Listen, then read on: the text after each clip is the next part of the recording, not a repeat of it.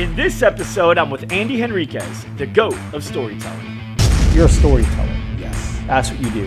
And you've developed some skill with some incredible mentors, in particular, Les Brown. Yes. Correct? And I think his nickname for you is the great one. The great one. The great one. It's a pretty good nickname from a guy like Les Brown. Stories just have the way of just getting our attention no matter what is going on. And that's why it's so important.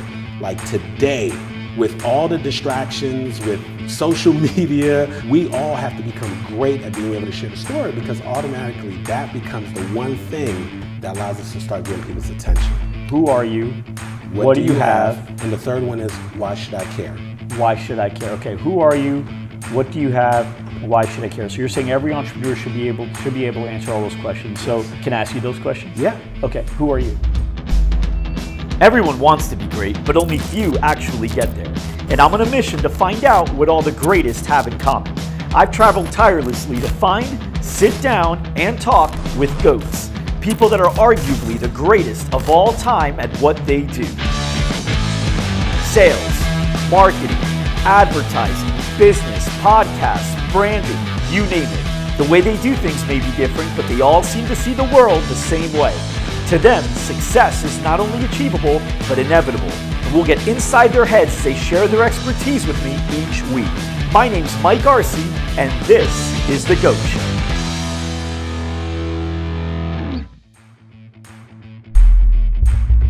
This episode is sponsored by Trainual. One of the most popular authors for entrepreneurs, Michael Gerber, said people should not run a business, systems should run a business, and people should run the systems. And having all those systems and processes organized and documented is crucial to building a scalable company. However, it can be a very daunting task to make all that happen, but not with Trainual. Trainual gives you an all-in-one solution to quickly and easily document your processes, educate your team, keep them updated with changes, and quiz them along the way to ensure they know the material. I absolutely love Trainual, and you can learn more at gettrainual.com. Again, that's gettrainual.com. And I also have to share my experience with ClickFunnels. If you've been living under a rock and haven't heard of them, they're hands down the #1 platform for building landing pages and marketing funnels. I've been using them since 2015, and it's so crazy how easily my team and I create landing pages using their proven templates and easy drag and drop system. Without any design or coding experience whatsoever, we've been able to create hundreds of landing pages within minutes that look great and close sales better than anything we've used in the past. They're great for webinar funnels, sales funnels, demos, squeeze pages, you name it. I can't even imagine my business doing as well without them. And actually right now, they're offering a free 14-day trial if you go to clickfunnelspromo.com. So I definitely recommend you guys take advantage of that 14-day trial. It's free for 14 days, and you can get it at clickfunnelspromo.com. Hello everybody, I'm Mike Arce, and welcome back to another episode of The GOAT Show. Today, I'm here with Andy Henriquez. We're here in Florida. Man, thank you so much for inviting me. I'm excited to talk with you today. Hey, my pleasure, man. So happy to be here. Me too. And I got to tell you, so you're a storyteller. Yes. That's what you do. And you're not only a storyteller because you were born to tell stories. You probably were born with a gift that you've developed skill around, and you've developed some skill with some incredible mentors, right? In particular, Les Brown. Yes. Correct? And I think his nickname for you is the great one. The great one. The great one. It's a pretty good nickname from a guy like Les Brown.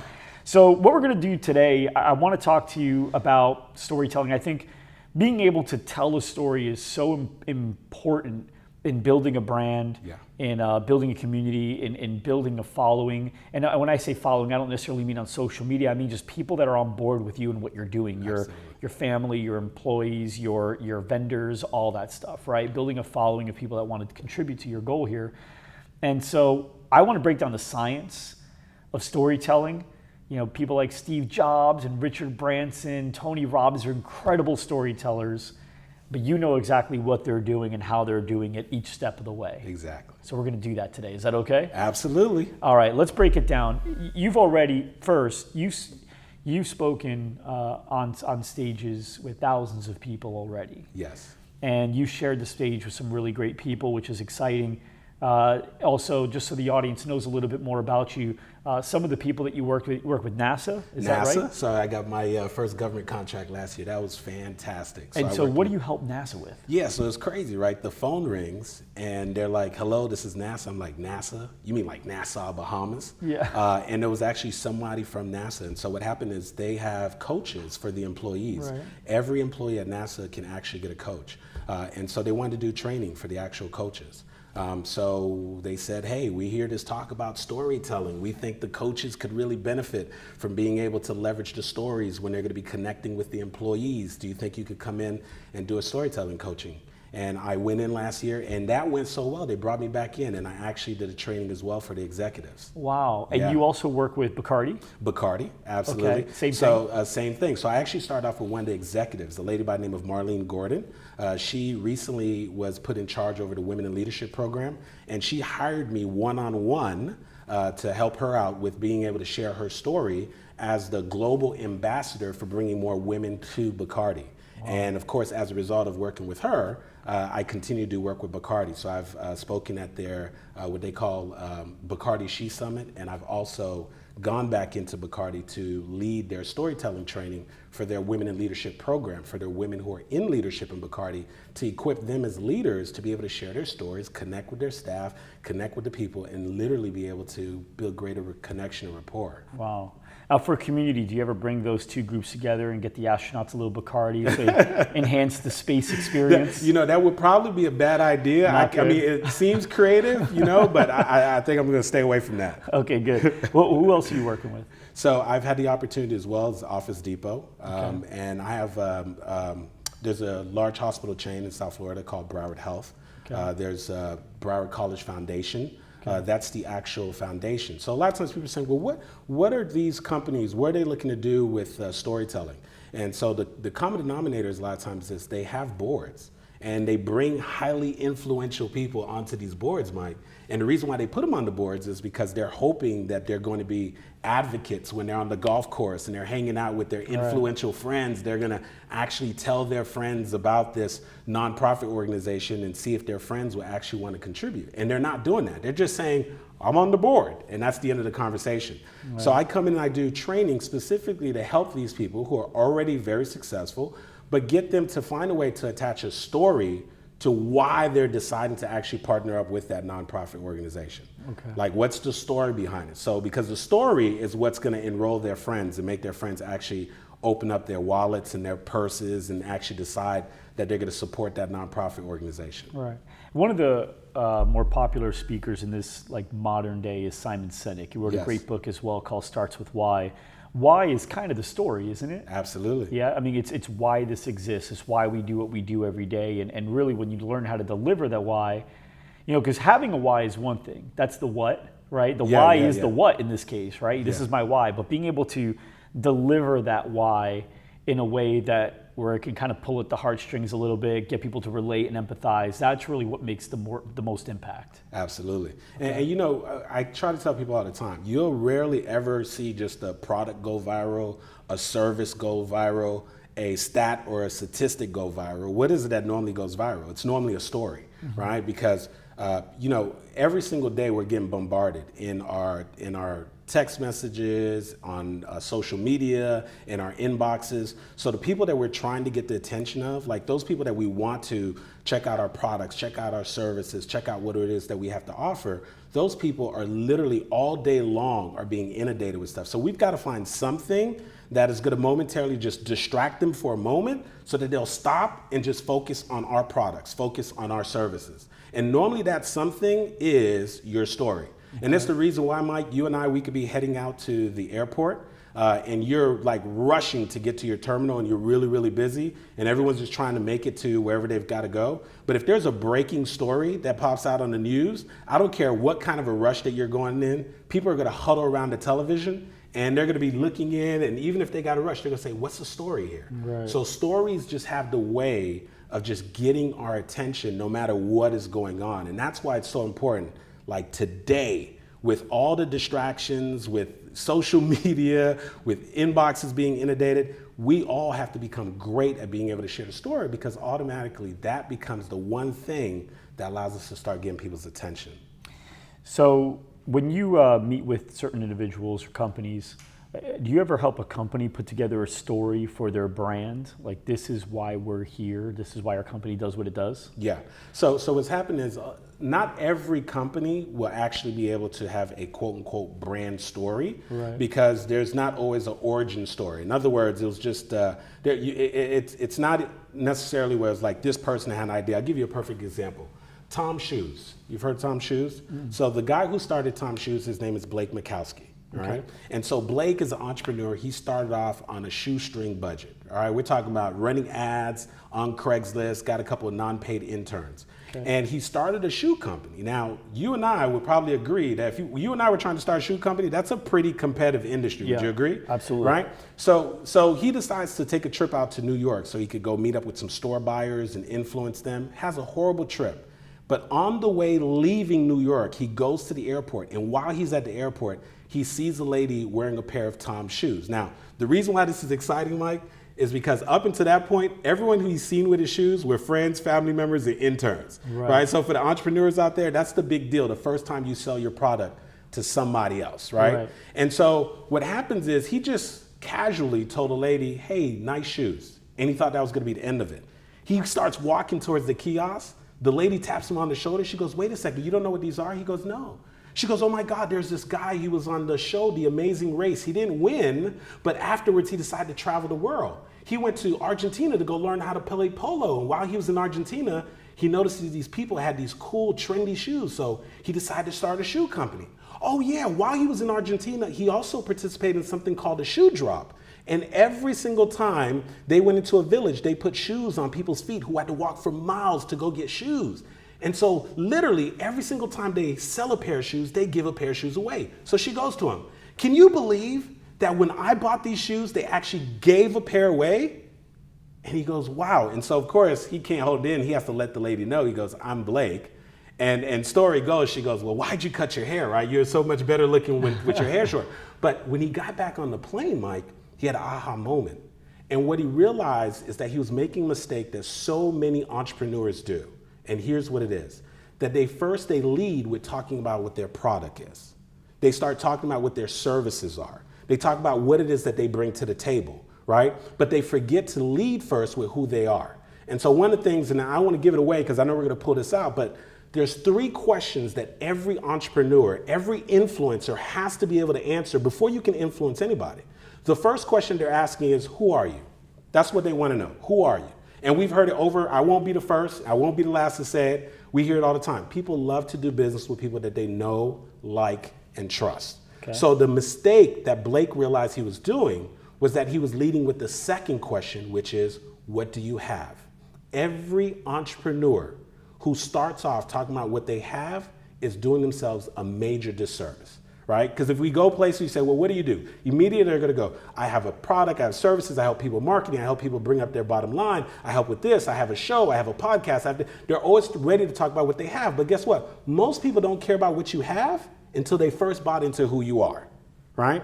And so that was a game changer for Blake. He learned from listening to that lady, we need to stop leading with the shoe, talking about the shoe, and we need to start leading with the story. Today, Tom Shoes does over $400 million in annual sales. And just about everyone who has a pair of Tom Shoes knows the Tom Shoes story. You know, the funny thing is how powerful stories are. Yeah. You said Tom Shoes, and I know I've heard it before, but I didn't know it enough to answer, yes, I know them. Yeah. But I've heard that story. Now you heard the story. I know that entire story that you said. I've heard that story before. I just never tied it to the name well. Yes. But now I don't think I'll forget. Yes. So that's incredible. The story got to me. Yep. So he wrote a book, Start Something That Matters, and that's where he actually shares that story. But it was a classic example. And not every company can do this because not everyone has an origin story, but it's a classic example of how they leveraged a story to completely change everything. It was a game changer. Mm-hmm. They went with the story to media. Now they got interviews. They went with the story to magazines, who before told them we were not interested because you were just talking about another pair of shoes. Like, who wants to talk about another pair of shoes? Right. But the story enrolled them. So let's take it back a second. Yeah. So 3 questions. Who are you? What do you have? And the third one is, why should I care? Why should I care? Okay, who are you? What do you have? Why should I care? So you're saying every entrepreneur should be able to answer all those questions. Yes. So can I ask you those questions? Yeah. Okay. Who are you? Who are you? I'm Andy Henriquez. I am a strategic storytelling expert.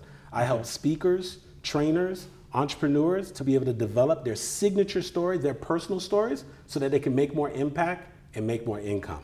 Okay. What do you have? What do you have? I have a very special, relaxed way of really being able to pull out people's unique individual stories. And the one unique gift that I have is, unlike other people where they just sort of tell you should share your story, I can pull your story out, do it as if I were you, and then train you in exactly what it is that I just did. Why should I care? The reason why you should care, because guess what? If you're out in the marketplace right now and you're not sharing your story, you are missing out on the opportunity to make more impact and also to make more income. Very cool. So you've got to make sure you're sharing your story. Okay, so now you're saying you have the ability to take someone else's story and tell it as if it's your own. Yes.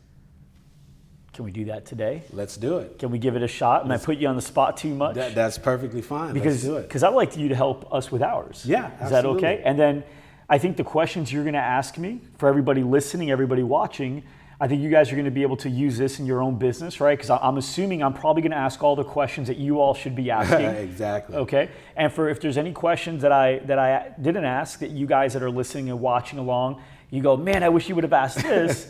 Could they reach out to you on social or something like that? Absolutely. Okay, where can they reach out to you? For people watching, we'll put it on the screen for people listening. Yeah, so on all social media platforms, I'm Andy Henriquez, and on Instagram, I'm Show Up For Your Life. Okay, spell Henriquez.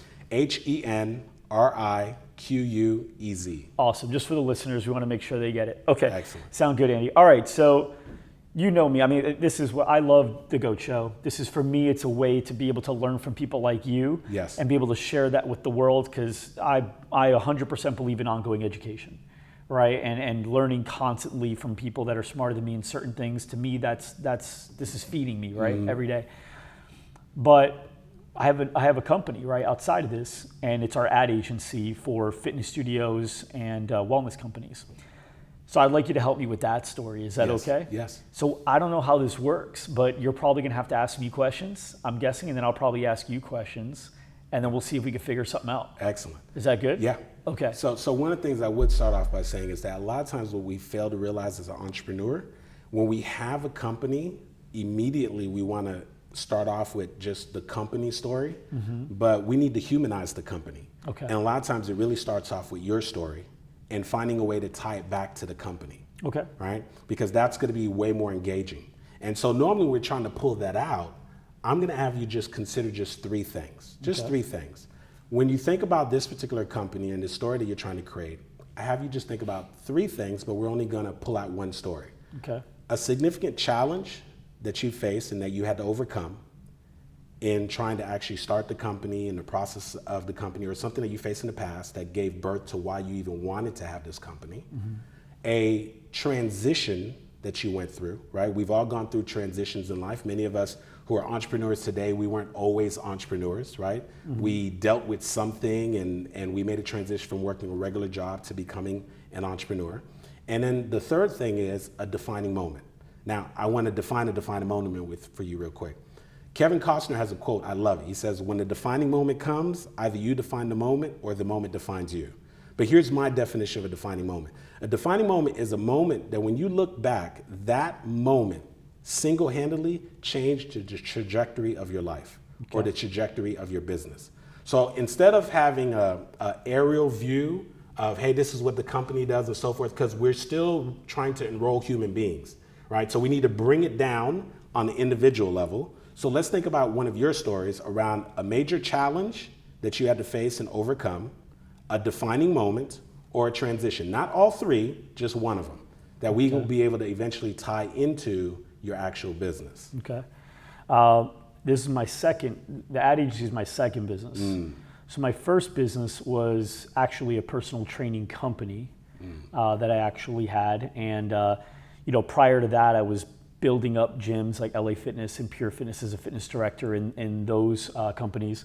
And I got confident that I could do this on my own, and I started my own personal training company, and I ran that business inside of a company called Gold's Gym. So When I first started, it was really simple. They basically said it was $600 a month for you and any trainers underneath you, and then you had to pay an annual insurance fee. And I don't know how much you know about this space, but typically independent trainers are meant to become stagnant and or fail, right? So maybe 10, 15 clients and that's it. We weren't like that. We ended up literally getting almost every member to become a client of ours, and we had like 100 some members within a matter of them just opening within a month coming to us. They had their own personal training company called Custom Built. We were outselling their company of like 12 people, and we just had 3, and we were getting everybody signed. That was great. Then they started putting they actually positioned, the regional manager came down, said, hey, we'd like to switch to a profit sharing model. So instead of you paying us $600 a month, let's do profit sharing. There was no benefit to me doing profit sharing. It was just a loss. Yes. So I turned it down respectfully, and then they started restricting me. So now you can't talk to members for 30 days. Now you're not allowed to work out with members until they've already worked out with Custom Built. Now, and it's just like, we kept selling anyway, kept finding a way to get members. And then finally got to the point where literally I basically couldn't breathe or cough in the building. And they basically put handcuffs on us. So that's when I had to quit working inside of another building where unfortunately I just didn't have options. Awesome. And so that to me was the moment where I knew for sure that I had what it took to sell something of my own that wasn't somebody else's. I knew I could sell something of my own, because before that I was selling other people's stuff, always. Yeah. But also that I knew that I had to go do it on my own. And what was the biggest lesson that you took away from that? That even though there were bridges and walls, I could still sell, as long as, I was able to find an angle. There was always an angle. It just got to the point now where they literally said you can't sell. Can't sell. And was there like a defining moment once you finally decided to leave that? No, I mean, I think it just got to the point where I realized I was either going to stay stale with the members that I had or leave. And although I liked working with the members that I had, I didn't like not growing when I knew I could. Awesome. How long were you in the fitness industry? About 7 years. About 7 years. Excellent. So one of the things that when I'm just listening to your story, one of the things that we're always looking for, and this is an important lesson for everybody to know, no conflict, no story. Right. All right. So the whole time I'm listening to you, I'm waiting for that moment of conflict, right? Okay. So there's a lot of times people are actually putting a story together and it's just really a bunch of sequence of events and nothing really happened. And so if nothing really happens, it makes for a really, really terrible and boring story. So that's the first thing. The second thing is that we're looking for is we're just trying to figure out what's the lesson there. Now, what most people don't realize, like a story like yours, there can be a boatload of lessons, but what's important for you to think about up front is what is the point of me actually sharing the story, which is why I was asking you, what did you learn from that experience, right? So one of the lessons could be about, perseverance, about finding a way, right? Because here you are, you start off in this fitness industry, you're operating your business, you're under the Gold's Gym umbrella, you're building up your business, you're only paying $600 a month, right? Which is great for you because you're continuing to bring on new clients, things are looking fantastic. So when you're building that storyline, we need something called polarity, because you and I know what's about to happen in the story. What's gonna happen is that eventually things are going great, and all of a sudden they're gonna start switching and breaking things up on you, right? They're gonna start cornering you, they're gonna start coming up with new rules, 30-day rule, hey, you can't touch the folks until they're here for 30 days, you can't do this. And every single time you figure something out, they put a new restriction there, okay? We need polarity because we know where the story is. So what I mean by polarity is we get a battery out, Mike, there's a positive side and there's a negative side, right? And if I were to say polarity is basically a change in state. So if I say what's the opposite of night, it's what? Day. Day, right? If I say it's the opposite inhale, it's what? Exhale. Exhale. So we need that in the story. So if we know the story is going to come to the point where you're being squeezed, what we do is we have you start sharing the story and building up with a lot of excitement all the great things that were happening in the business. But as opposed to you just reporting it, you take yourself back there when you're actually building the story. So in other words, this is you basically saying, I've always been a fitness guy. I mean, always been crazy about the fitness industry, and it only made sense with me always being into fitness to decide to go ahead and start my own business. So when my first business was underneath the Gold's Gym umbrella, and basically I was a personal trainer. And you know what? It's great to be a personal trainer, but I realized, hey, Mike could only do so much. And so I realized I needed to bring in other personal trainers to help me, and I also need to bring in some more clients. And so we started off, we got 1 additional client, then we got 2, then we got 3, then we got 4. And pretty soon, as I started to look around the entire Gold's Gym, like the majority of those people were all my clients. And the best thing about this, I was only paying Gold's Gym $600 a month. I mean, we were killing it. Things were going fantastic. I mean, it got to the point where everyone was coming in there, instead of calling it Gold's Gym, they were calling it Mike's Gym. Because like we were breaking shop up in the place. Like everybody knew us. I mean, we would take trips. It was like a whole little community going on. And it got to the place where like, you know, my family were enjoying. I got a beautiful daughter, and it just afforded us an amazing lifestyle. And then one day I come in and they asked me to come into the office. And so when I walk into the office, I'm like, hey, what's up? They say, hey, Mike, we need to talk to you. So I walk in there and I sit down and they say, Mike, listen, man, we love what you're doing here, man. You're killing it. But we're making some changes. Changes? What kind of changes are you talking about? Listen, we love what you're doing here. You're killing it, dude. Everybody's talking about you, but man, listen, we've got some changes. And so here's how the changes are gonna go. We were having you pay $600 a month. We're switching over to a profit sharing model. Now, Mike, we know that may not sound great to you because you were only paying $600. Now you're gonna have to pay us a piece of the profit, but that's just happened to be one of the rules. Are you serious? And so we continue your story from there. What we've done there alone, Mike, is we've slowed the story down and we've taken it from up in the air and we've brought it to an individual level. Right. So you'll notice a change just even when I was telling you the story, and this is me filling in the gaps. I don't know all the pieces of the story, but you'll notice that there was a change and it became more personal, and you also started to feel things like a state change, just even in the room that we're sitting in as a result of the story. What we often do when we're recapping a story, we're talking about sequence of events and we're staying up here. So one of the first things that we do, what I start doing when I start pulling your story out, is I'm trying to pull out the details so that I can take myself back to being Mike, who's having the success, showing the excitement. What did that look like, right? Getting to that point where we create what is called a special moment. A special moment is the moment that we slow the story down, Mike. So instead of just saying, oh, then they started to create changes and so forth, wait a second. That's huge. Like, you were running a business and they created a change. Like, that must have felt horrible. That must have caught you by the blind side. What did that look like? So we slow the story down to paint what that looks like. Did you come in that morning? Did they ask you to come in? Did they send you an email? Did they send you a text? We're doing that so we could create a moment. Now, here's the beautiful part about that. When we share your story from that aspect, regardless of who it is you're trying to enroll, we have all these different places, Mike, that we can connect them to your story. Because guess what? The average person who's listening, they may know nothing about the fitness industry. They may know nothing about growing a business. They may not be able to relate to your story whatsoever. However, if we create a special moment about the day that you walked in and they switched everything around, guess what? You got caught by the blind side. How many people you think have ever been caught by the blind side? Everyone. Everybody. Yep. Bingo! Now, what we've done is we've anchored your story to other people. And that's where we start now inviting people to not just think about Mike's story, here's the magic, but they start thinking about their own story. And here's what happens. When Mike shares the part of the story about having the successful business and what happened when you walked in and they said, hey, Mike, listen, man, we're gonna change some things around.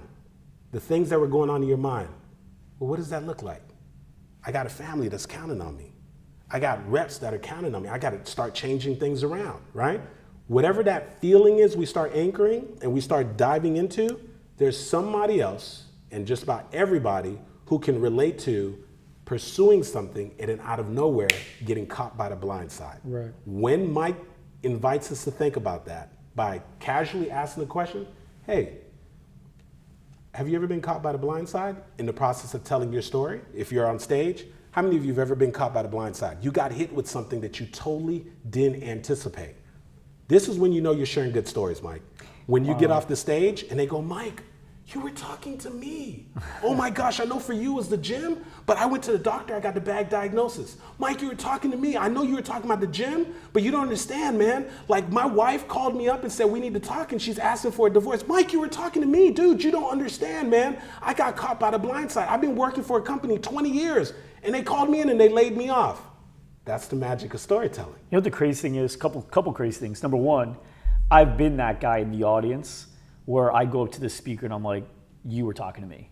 So I've been that guy. Yeah. So that's great to hear because I know I've experienced both sides. But also I just got to see Tony Robbins speak at Russell Brunson's event. Yep. And, oh, you were there, Yeah, right? I was there. That's how we met. And then I saw him. That's how we met.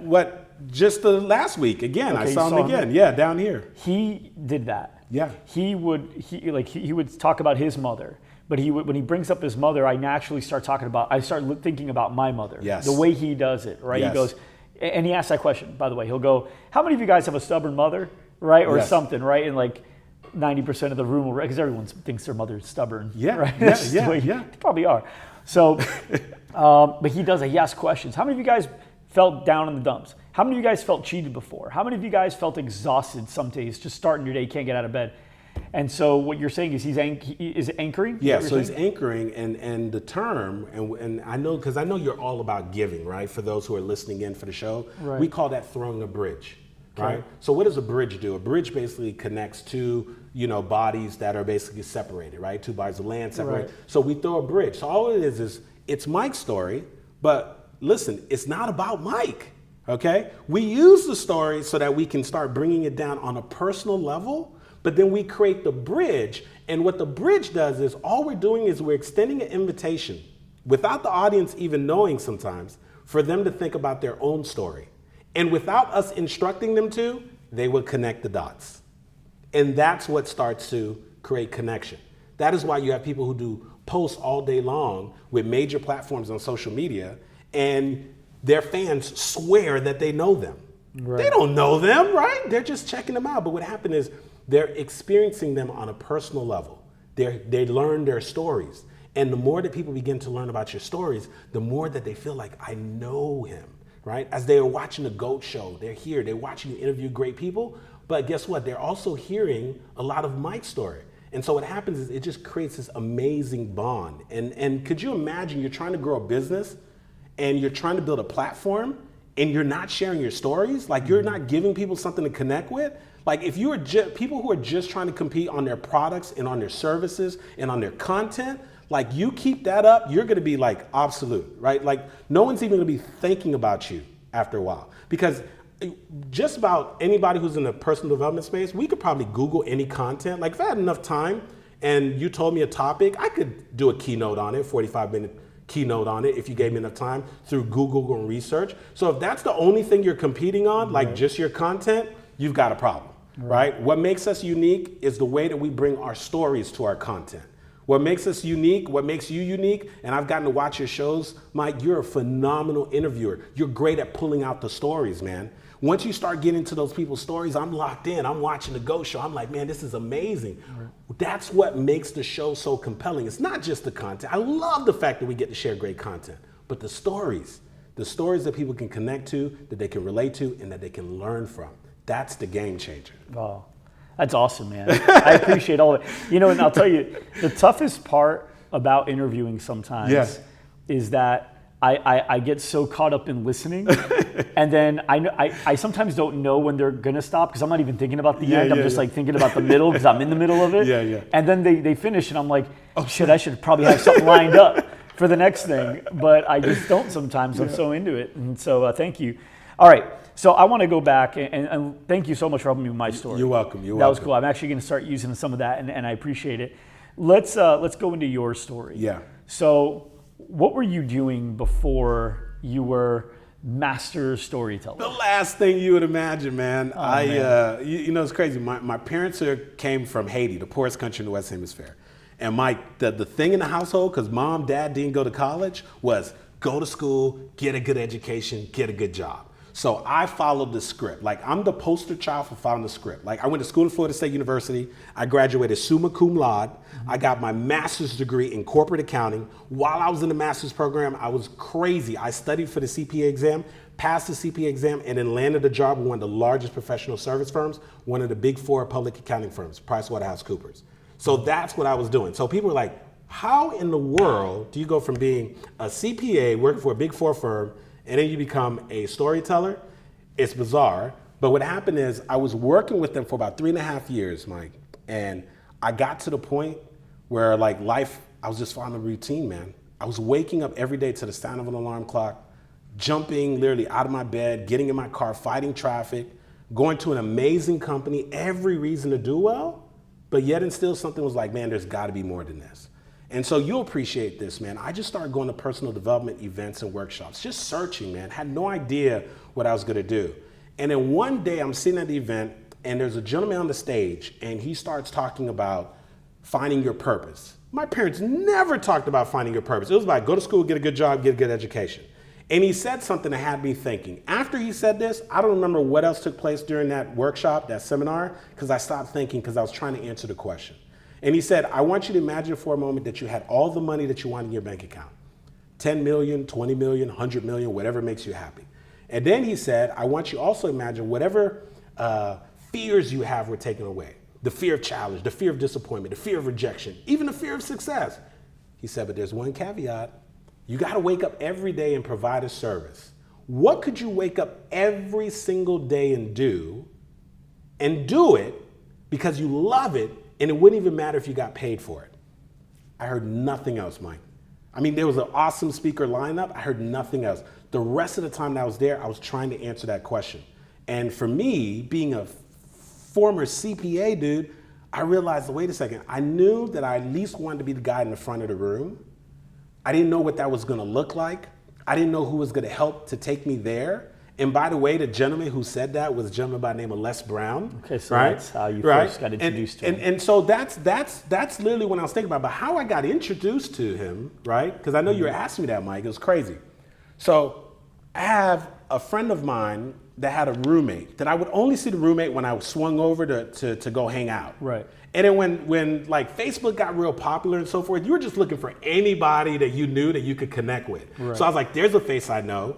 And so one day she was like, oh, you're posting all this motivational stuff. Are you into motivation? She was like, oh, here's my number. Let's connect.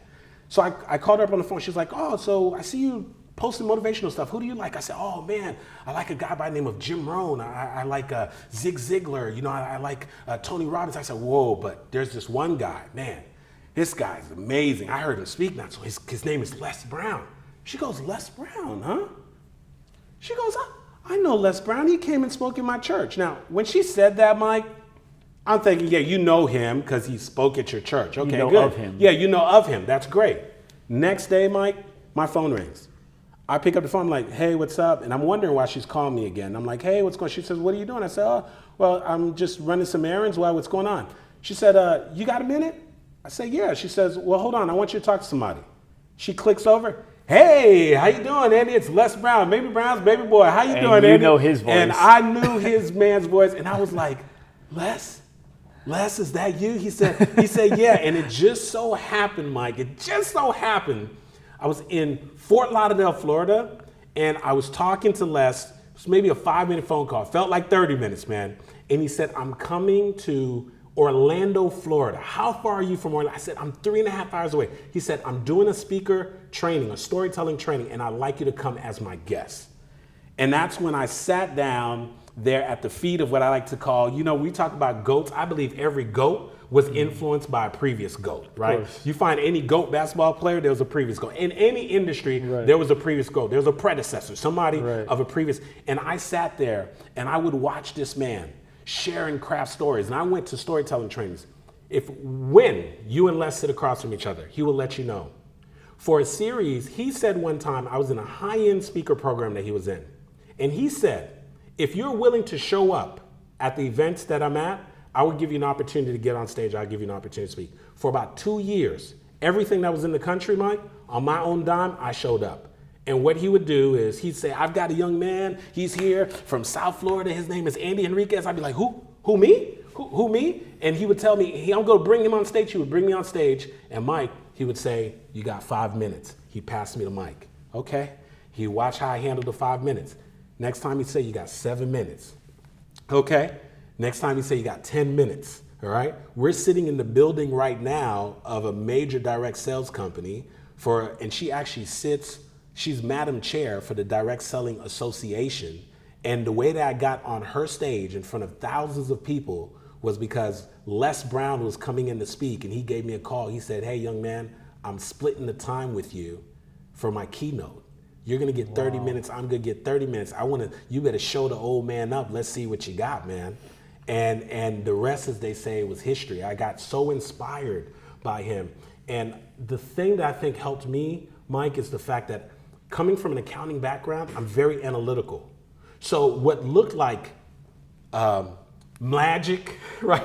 You're like, what kind of magic, what kind of witchcraft is this? When he would be telling his stories and take people on the emotional roller coaster and then connect with people and find ways, and I watched it over and over, going to trainings, and then I started helping co-facilitate and over, and then the analytical side of me was saying there's got to be a pattern in this. There's got to be, and that's why I said, wait a second, I see what's happening. There's polarity in stories. Wait a second, I see what's happening. We're creating contrast. Whoa, wait a second here. You got to answer the question, who are you? What do you have? Why should I care? Stories are going to be around challenges, transitions, defining moments. Oh, wait a second, I'm seeing it. Wait, every story, there's going to have to be like some kind of context, inciting conflict, no story. Then you got to land the plane. What's the point? All these things. Movies are like that. Yes, too. man. Every great story is going to follow that structure. And that would probably be a great thing for me to share with the folks who are watching. And without us getting too detailed, let me just say this. There's a 5-part structure for every great story, okay? First thing we got to do is we got to build context. There's got to be some context, right? It was just like earlier when we were visiting your story, Mike, we got to know that you were in the fitness industry, right? We got to know you decided to start a business. We got to know that you were growing the business. All of that is context, so people can start following along and know what's going on. And then there's this moment called inciting conflict. That's the first time that Mike walks in, and in the first time they tell you that something is changing. That's inciting conflict. That's the moment that the main character, the main person in the story, is first introduced to a moment of conflict, and it's going to move you to have to take some kind of action.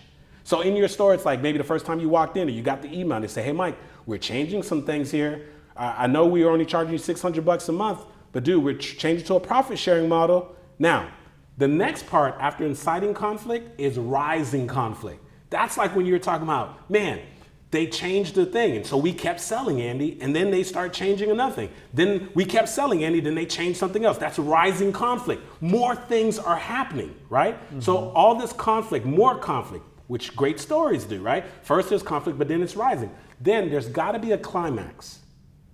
The defining moment, man. This is the moment in your story where everything changes for better or for worse. That is the moment where things are going to ultimately change. And for you, from what I heard so far in the story, was that moment that you finally said, you know what? I've kept selling all I can. I've done all I can. This is not working for me anymore, and I'm out of here. That's the climax, right? That's the moment that everything changes, and then there's got to be a conclusion. I tell my students, you got to land the plane, right? There's got to be a lesson in there. And so eventually when you land the plane, that's where you deliver whatever the actual lesson is. When we were talking, part of the lesson sounded like, just finding a way.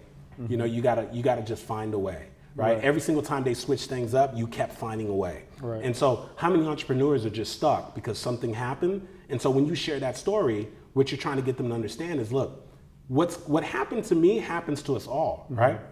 If you're an entrepreneur, expect to be tested. Some things are gonna happen. But now that you've heard Mike's story, I wanna remind you that when those things happen, find a way. Find a way to make this thing happen. That's pretty Find cool. a way to keep making the sales. Find a way to keep showing up. Find a way to get in front of the person that you got to talk to. Find a way, find a way, find a way. And the reason why Mike has done everything that he's done, the reason why the GOAT show's a big success is because you've always found a way. And all you're inviting the audience to do is that the next time they're dealing with a conflict, next time something comes up, find a way. That's cool. And that's the way you tie the story back into giving a powerful point and lesson, because it's not about you. But if someone could hear the story and say, man, I heard that guy Mike talk. Yeah. Man, this is tough. But Mike said you got to find a way. I just got to find a way. That's cool. That's how we bring the story on a personal level. You know, like in books, you have your sections, right? Where it's like, this is like Scaling Up is one of my favorite books, right? Yeah. And it breaks it up into, you know, finance, money management. Mm-hmm. Another one's sales, marketing. They call it execution. Then they have like people, culture, and then they have systems, processes. But within each section, there's like chapters, and then within each chapter, there's like sections within that chapter. Yeah. And so you said, without going into detail, here are the 5 steps. Yeah. What I heard is, here are the 5 main high art, like 30,000 foot view. Yes. But then within each one, there's little things, right? Like you talk about throwing the bridge. Yes. And building an anchor, creating an anchor. And I know speakers anchor the room. Russell Brunson talks a lot about it. Tony Robbins does it, where when he's on this side of the stage, he talks about good stuff. When he's on this side of the stage, he talks about conflict. Yes. And so he does stuff like that. When you're telling stories, it sounds like you're doing a lot of that as well. Yeah. So this is something that, you know, took you a long, long time to learn. And you didn't even realize to think about patterns until you were following Les Brown for a while. Exactly. And then after that, you're naturally analytical, and then you trained yourself to be analytical in school, and then you broke it down. So let's go for the average person that didn't go to school and get a master's in what you did, right? And didn't have the analytical side, but they want to learn about this stuff. Where can they go? Like, do you have content? Is there content you recommend? Where do they go to learn more about everything you just talked about with storytelling? Yeah, absolutely. So I do a Master Storyteller Academy. Okay. It's a 3-day training experience where I work with literally just 20 people at a time to specifically help them to do 3 things. Number 1, discover what their story is, develop it, and then actually take the time to learn how to deliver it, right? Okay. Because you can't master your story until you actually practice it. I mean, it's like, you know, it's sort of like riding a bike or learning how to swim. Like, you can read all the manuals you want to, but until you start practicing sharing your stories and repeating those stories over and over again and finding ways to make them better, you are literally leaving all kinds of things on the table. So my Master Storyteller Academy is something that I do on a quarterly basis. So for those who like training experiences, they can go to masterstorytelleracademy.com and apply to potentially get one of those slots. Obviously, I also work with people who are influencers and doing great things who rather work one-on-one. And so I do VIP days and sessions with those individuals. I have a mastermind, my Master Storyteller Mastermind. But I would say this, for those brand new people, because not everybody's gonna be ready right away for coaching, right, Mike? For those folks who are just trying to start getting started to share stories, one of the things that I would tell them is just practice. You know, this is one of those rare occurrences, because we tell stories all the time. What I want them to start practicing doing is telling a story strategically, like actually having an intention. Like, how often have you spoken to somebody and they told you a story and at the end of it, you're like, what did I just allow you to take 15 minutes of my time or 20 minutes of my time for? Like, what's the purpose of that? So what we want to start learning how to do is that when we share a story, to actually make a point. One of my mentors taught me a long time ago, never tell a story without making a point. Never make a point without telling a story. Right? So we want to start exercising that muscle, Mike, of actually sharing a story and making one point with the story. So just for brand new, let's say a person has no idea what they're doing and they just want to starting off. One of the things I would recommend to them is go to Toastmasters, right? This is just an environment where they can show up, they can just sort of practice, because Toastmasters is going to take them through a book where they can start talking about their personal stories just to get them a little comfortable. Now, Toastmasters, I like to say, is milk and cookies, right? Eventually, you want to graduate, right, to the steak and the vegetables and the things that are going to take you to the next level. And that's when you want to start getting training. I would love for them to train with me, but just get the training of some sort to help you to start working on your stories and developing your stories. Because here's the biggest injustice that we could do for people who are listening in right now is to think that, oh man, I caught the GOAT show with Andy Henriquez and Mike did such a great job of pulling it out. And I just need to share my stories. And to think that all they got to do is just start telling their stories. No. You've missed the whole point. You need to learn how to strategically share and tell stories. Mm-hmm. Meaning it's something that you got to get coaching around, means something that you have to work on. It means something that you have to practice. and ultimately something that you want to be able to master, so that every single time you get an opportunity to talk to your tribe, to talk to your customers, to talk to your clients, to talk to your prospects, that you're able to actually connect with them and enroll. Because as entrepreneurs, we need to connect before we sell, right? And we're going to do that through our stories. For people to just kind of get a feel of it as a third party, you know, we mentioned obviously Les Brown. You've got stuff up there. Tony Robbins has videos for days. Jim Rohn, you mentioned him. I love listening to Jim Rohn. Zig Ziglar is another one I love listening to. Is there another one or two? I think Russell Brunson's really good at it as well. Another one or two that you're like, man, watch this guy because he really does it with an art. Yeah, you know what I would tell them to also do is we tend to always want to study professional speakers. But sometimes you can get some of the best lessons by studying people who are outside of the speaking industry and just gathering lessons from them. So, you know, I believe it was like 2011, the highest paid man in entertainment was Tyler Perry, right? Because he was making the movies, he was doing everything was in-house. And it was always Tyler Perry Presents. Yeah, right? But the thing is, not his movies, but I study Tyler Perry a lot of times in just the way that he can flip open a laptop and he would just enroll you into his story. And it feels so personal. And just the way that he's able to actually share the story and the way that he's so transparent and vulnerable. You know, the queen of vulnerability is Brene Brown. You know, the power of vulnerability, her whole work, her whole body of work is behind that. And we want to watch and study people who aren't just professional speakers, but people who are in other industries who are really good at enrolling people through stories. So guess what? The person that you might be able to learn a whole lot from may not necessarily just be the person on YouTube. It might be that teacher that you connect with. It may be like a coworker that when they share a story, like they talk about the dew being on the grass and how the sun was radiating on their face and how they could feel. So I study people at all levels because what I realize is that the greats are great, but then there are certain aspects that you can pull from everyday people. Like you have a friend, man, that's high energy. When he comes in the room or she comes in the room, there's a certain energy and they can go from telling a story high energy and they'll just create a shift.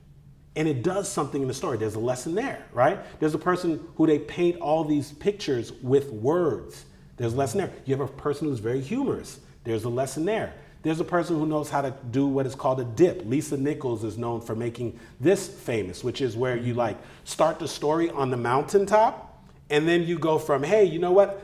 Today, you know, I've got amazing clients like Bacardi, Office Depot, Accenture, you know, Pratt Whitney. I've done these amazing things. I've been in Huffington Post and Black Enterprise. I've been on the Word Network. I mean, I'm proud of all these things. However, let me tell you, when I was working a corporate job and I was waking up every day feeling like I don't know what my purpose is, trying to figure out like what's going to be next. We call that, Lisa Nichols is the one that I've heard first introduce that term, the dip, right? So we can start a story on the mountaintop. The elements just need to be there, but what I'm saying is that we want to study. Don't just get cornered with just studying, because I consume. Like Jim Rohn, like The Art of Exceptional Living, like I could do quote after quote. When the end comes for you, let it find you conquering a new mountain and not sliding an old slippery slope, right? Jim Rohn said that success is a few simple disciplines exercised every single day. Jim Rohn said that failure is a few errors in judgment every single day. Jim Rohn who said, learn to work harder on yourself than you do on your job. Because if you work hard on your job, you'll make a living. But if you work hard on yourself, you'll make a fortune. I've studied the greats, okay? I could drop word after word for all those people. But some of my best lessons were people that no one's heard of. Just great everyday storytellers. Watch my buddy Eric, how when he tells a story, man, he goes into like performance mode and he could create a shift. And watching people who paint details and so forth, you'll learn stuff. So learn to just study the art of storytelling, regardless of who's telling the story. And don't disqualify the everyday person, because some of the best storytellers will never step foot on a stage. They would never be on a YouTube video, but you got some great lessons you can learn from them. Right. That's awesome, man. Yeah, I've learned a lot today. This is great. And actually, you know, I would say that, you know, I probably have not shown enough appreciation to the stories that have, you know, gotten our company and me to where, where we find ourselves today and why we do what we do today, and why we think about certain things the way we do. And I definitely have to show more appreciation to that, because you're right. I mean, I think the services and the content can easily be commoditized, but the story is authentic to you, It. and that's something that you own. So, man, today was great. Awesome, man. Awesome. Hey, Thanks for having me. Where can people learn more about you? Where can they follow you on social? So on social media, it's Andy Henriquez on everything. If you are on IG, Instagram, you want to go to Show Up For Your Life.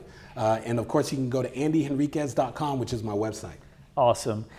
Guys, for everybody watching and everybody listening, we just spent some time with a GOAT. Hope you guys learned a lot about storytelling today. Andy, thank you so much. For everybody else, we will see you next week. Awesome. Thanks, man. My pleasure, man. Cool. That was fun. Awesome job. Yeah. That was cool, man. How do you feel, man? Good, man. Good. Thanks for joining us today. If you like this episode, subscribe to our YouTube channel or find our podcasts on iTunes, Google Play, Spotify, or wherever your favorite place to listen to podcasts might be. And if you really like this episode, please leave a review for us on iTunes. Thanks, and we'll see you next week.